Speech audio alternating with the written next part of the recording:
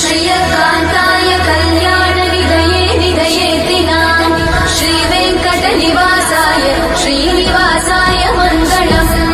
लक्ष्मी सविभ्रमालोकसुभ्रूविभ्रमचक्षुषे चक्षुषे सर्वलोकानां वेङ्कटेशाय मङ्गलम् श्रीवेङ्कटाद्रिशृङ्गाग्रमङ्गलाभरणाङ्गये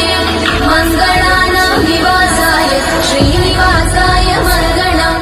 सौन्दर्य सम्पदा सर्वचेतसां सदा सम्मोहनायास्तु वेङ्कटेशाय मङ्गलम्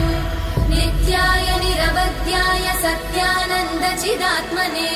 सर्वान्तरात्मने श्रीमद् वेङ्कटेशाय मङ्गलम् स्वतः सर्वविदे सर्वशक्तये सर्वशेषिने सुलभाय सुशीलाय वेङ्कटेशाय मङ्गलम्।